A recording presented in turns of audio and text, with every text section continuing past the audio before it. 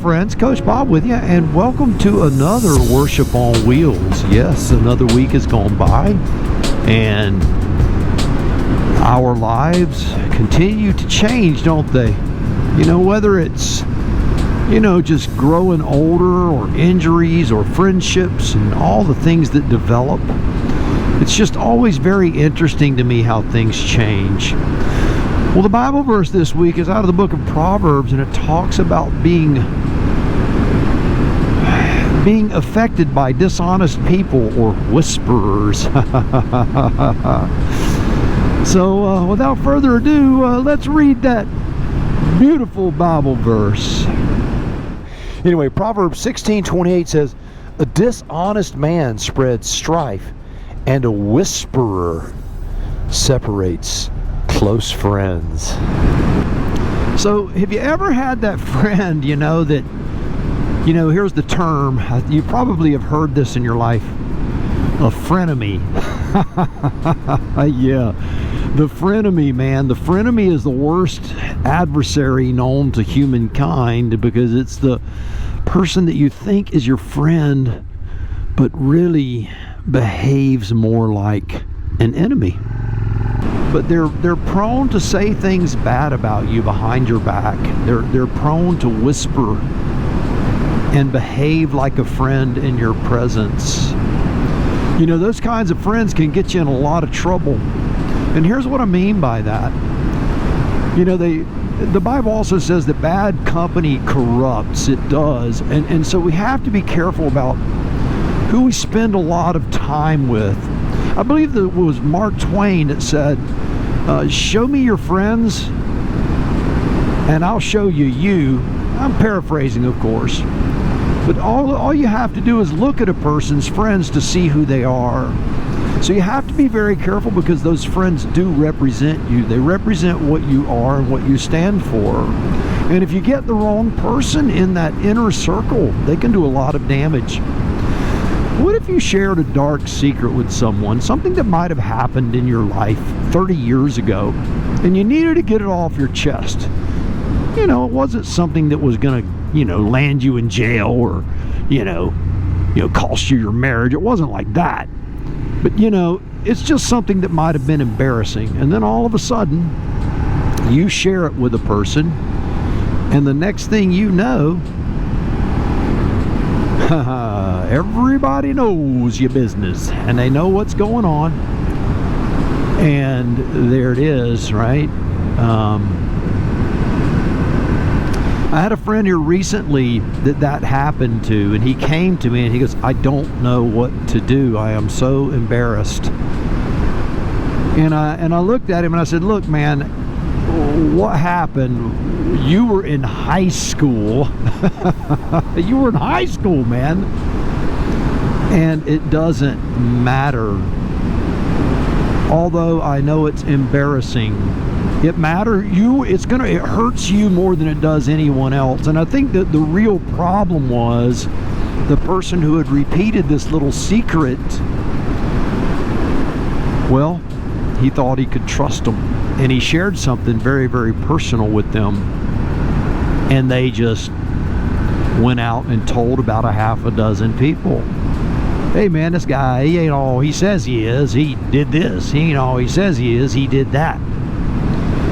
And they don't act like, and they, put everything out of context, right? It's, just that little whisper.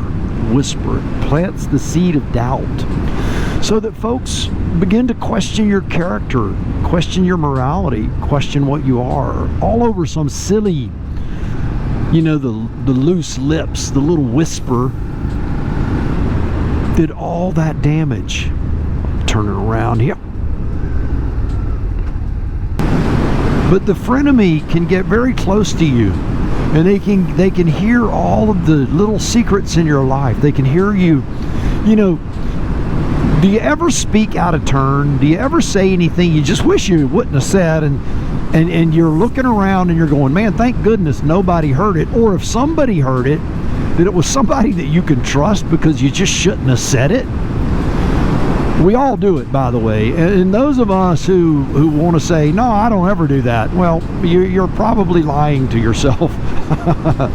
Because everyone I've ever known, so you're the freak. If you're the one not doing it, you are definitely the freak, because the rest of us do it. I just want you to know that. And you know, to have the wrong person in that room could be very damaging, because it may even be something that wasn't even meant in an ugly way. It might have just been a joke, where you do that coarse joking with your friends, and all of a sudden, you know, it's you know, Coach Bob, this is what he believes, and he said this and he said that, and then all of a sudden, man, you're like, man, that guy dug a hole for you and put you right in there. So what do you do when you have a frenemy? What do you do with that person? How do you deal with them? Well, I'm going to give you a couple of solutions here. And they're not complex. This is not complex at all. The first thing you need to do is understand what you're dealing with. And what that means is, if you know who the frenemy is, then you always guard yourself when you're around them, because you know they are out to sink you. They are. They're out to make themselves look good at your expense. I will tell you that if you have a frenemy who has repeated something that you said in confidence, the first thing you need to do is go to that person and go, hey man, you said this, and they're probably going to justify it, well, yes, but it's true. To which you can't argue, because, you know, unless it was a lie. But if it is true, then you can say, yes, but it was said in confidence.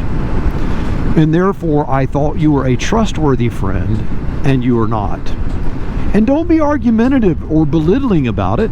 Simply let the person know, I thought you were trustworthy, and you're not trustworthy. And you will be amazed at how deeply hurt people are when you simply tell them something like that.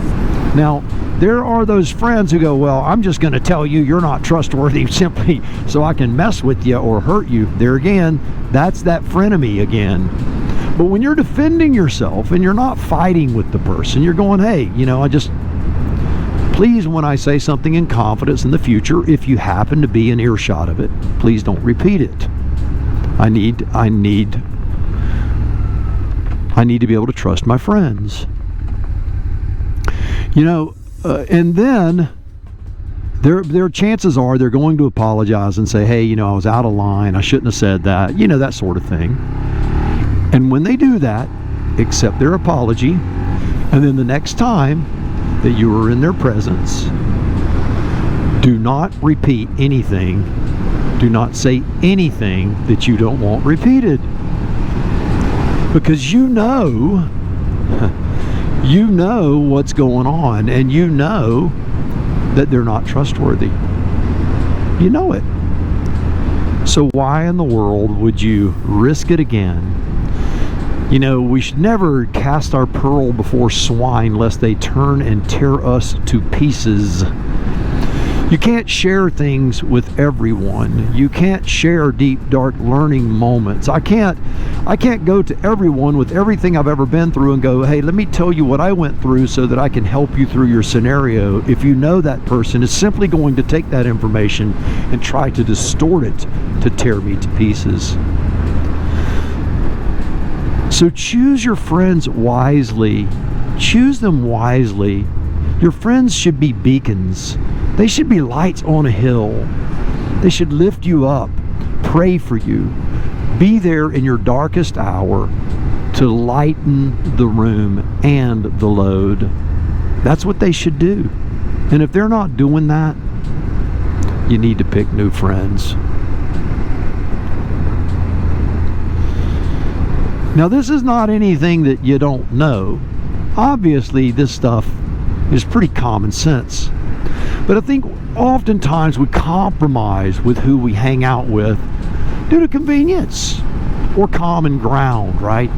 Well, I got this in common with that person, and so I'm going to hang out with them. You have to be very careful. Be very, very careful.